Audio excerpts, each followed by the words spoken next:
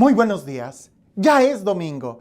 Es día de que preparemos nuestro corazón para tener un encuentro con Dios, para escuchar su palabra. Recuerda, el Evangelio siempre es palabra de sabiduría para nuestro diario vivir.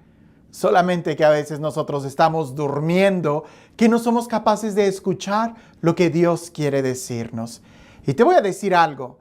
Este evangelio, espero que hayas estado poniendo atención durante todos estos domingos consecutivos, porque ya vamos en el quinto, pudiéramos decir, es la quinta parte de una misma historia y todavía la próxima semana va a continuar. Era la multiplicación de los panes y viene con ello un sermón muy profundo de Jesús, una predicación, un discurso, una revelación que a la gente se le hizo muy fuerte. Y ya la próxima semana vamos a ver cómo ese lenguaje de Jesús escandalizó a los que lo escuchaban y terminaron yéndose. Hoy llegamos a ese punto culminante de la predicación que Jesús hace, de la revelación que Jesús hace. Y por eso es importante que prestemos atención a lo que nos dice el Evangelio. Así que te invito a que escuchemos el Evangelio, por favor, con oídos muy atentos, para que Él pueda hablar a lo más profundo de nuestro corazón. Dice así el Evangelio. En aquel tiempo, Jesús dijo a los judíos: Yo soy el pan vivo que ha bajado del cielo. El que coma de este pan vivirá para siempre. Y el pan que yo les voy a dar es mi carne, para que el mundo tenga vida. Entonces los judíos se pusieron a discutir entre sí: ¿Cómo puede éste darnos a comer su carne? Jesús les dijo: Yo les aseguro, si no comen la carne del Hijo del Hombre y no beben su sangre, no podrán tener vida en ustedes. El que come mi carne y bebe mi sangre tiene vida eterna, y yo lo resucitaré el último día. Mi carne es verdadera comida y mi sangre es verdadera bebida. El que come mi carne y bebe mi sangre permanece en mí y yo en él.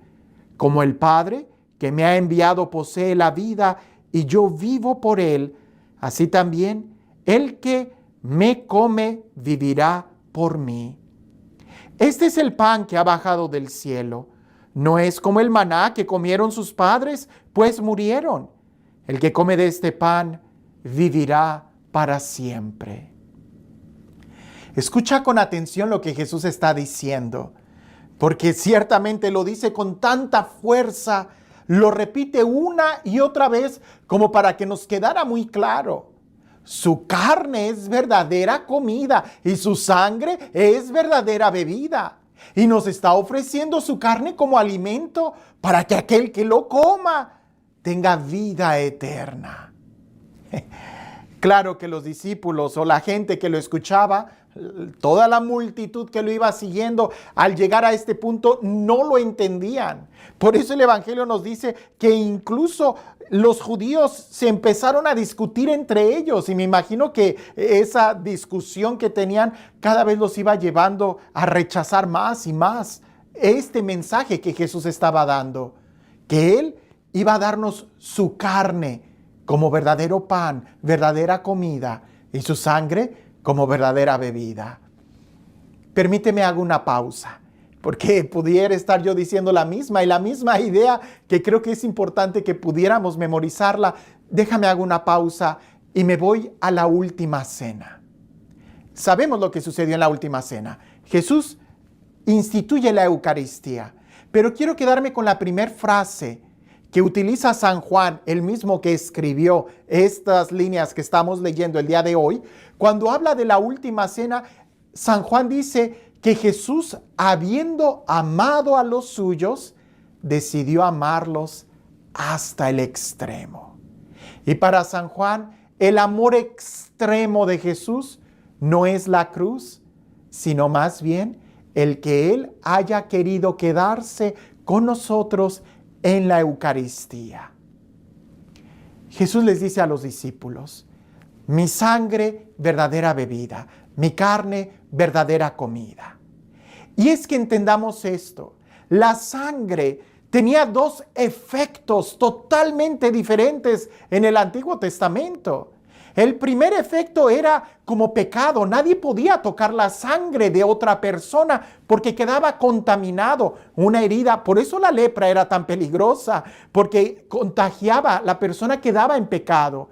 E incluso si leemos estrictamente la Torá, nos vamos a dar cuenta que las mujeres cuando están en los días de la menstruación estaban como impuras y solamente podían sentarse en una única silla porque si tocaban otra silla la contaminaban y nadie podía tocar la sangre. Por eso los judíos dicen, este no puede darnos su sangre, nos va a contaminar, ¿de qué está hablando? El otro efecto que tenía la sangre en el Antiguo Testamento era la sangre ritual, la sangre que purifica. Fíjate bien, la sangre derramada afuera del rito contaminaba y la sangre que se derramaba en el rito, en el holocausto, en el sacrificio, en el templo, era la que purificaba. Entonces los judíos no entendían. ¿Cómo nos va a dar su sangre? No podemos tocarlo. Si Él está sangrando, quedamos todos contaminados. Pero por otro lado, no se va a ofrecer Él como sacrificio para que nosotros podamos beberlo. Y resulta que sí se ofreció como sacrificio. Él muere en la cruz por ti, por mí, por todos nosotros. Su sangre nos limpia. Así como en el Antiguo Testamento, cuando se presentaba un cordero, se degollaba, el sacerdote tomaba la sangre de ese cordero y la tenía que rociar sobre la persona que presentaba el sacrificio. Por eso San Pablo en la carta a los Hebreos nos dice que si la sangre de corderos tenía poder para perdonar pecados, cuánto no más la sangre del Hijo de Dios va a limpiar nuestros pecados. Lo dice San Pablo. Ahora, San Pablo no está hablando de algo que sucedió en el pasado, sino de algo que sigue sucediendo. La sangre de Jesús que sigue limpiando nuestros pecados. Pero resulta que el sacrificio ritual no era solamente el querer ser limpio. Tenía que haber derramamiento de sangre. El sacrificio en el templo, el sacrificio ritual era querer. Era presentar el cordero, era que el cordero fuera sacrificado y que la gente quedara rociada de esa sangre.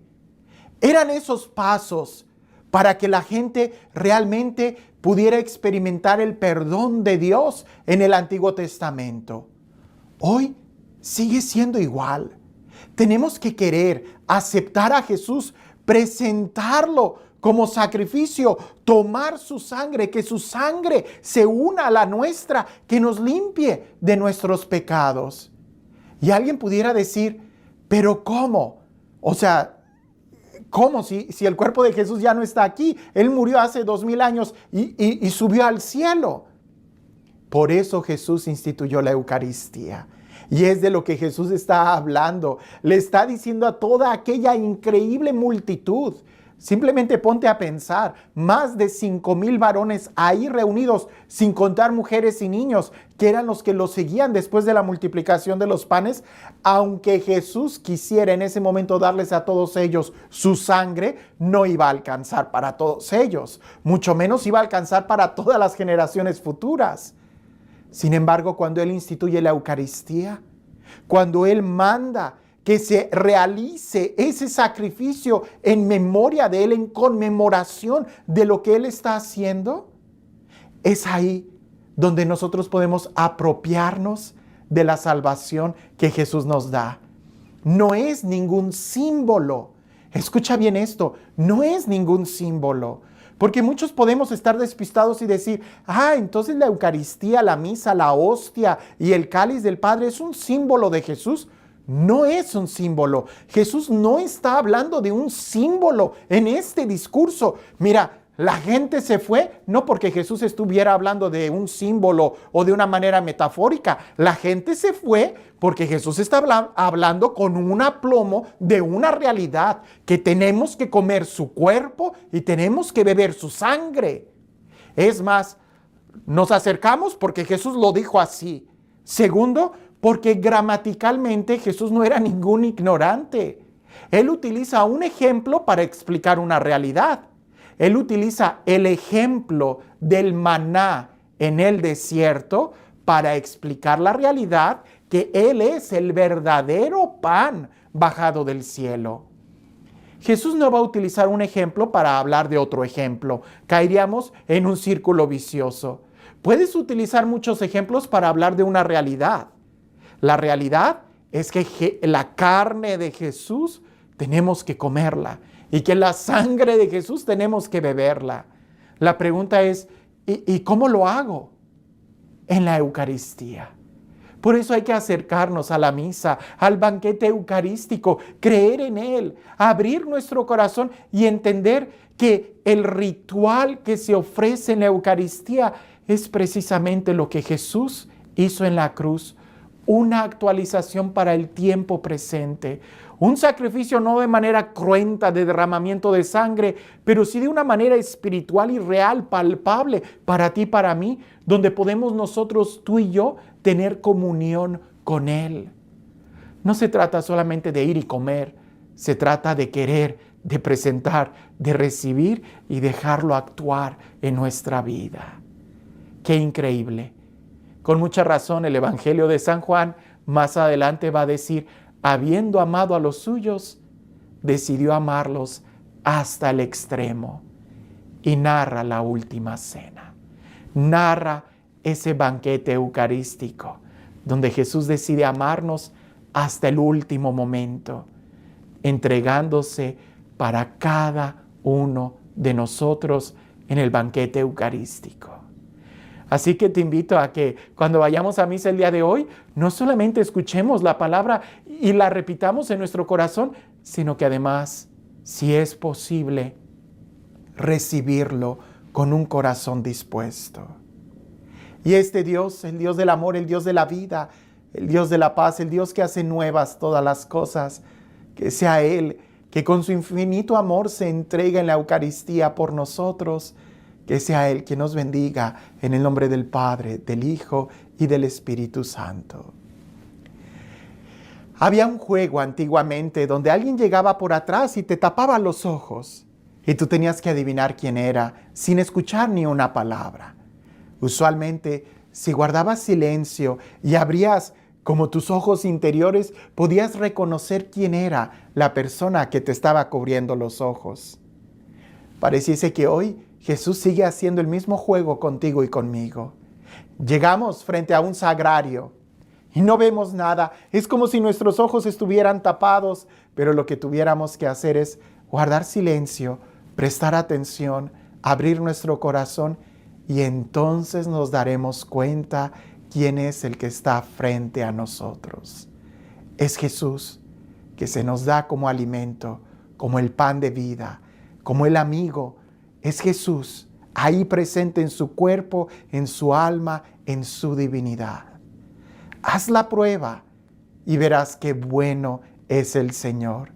Vuelve a leer este texto una y otra vez para que tú también sientas lo que sintieron los judíos al escuchar, pero también trata de sentir lo que Jesús está diciéndonos con tanto amor, con tanta fuerza, que ya el próximo evangelio, en la próxima semana, vamos a escuchar que la mayoría de la gente se fue. El día de hoy, ¿tú también te vas o te quedas a recibirlo, a alimentarte, a amarlo? Que tengas un excelente día.